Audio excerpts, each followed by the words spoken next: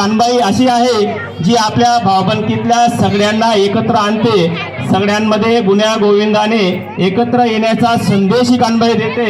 आणि अशी ही कानबाई आमचे विद्यार्थिनी आपल्या या समोर सादर करणार आहे। श्री नामदेव दौलत पाटील यांच्याकडनं 100 रुपये।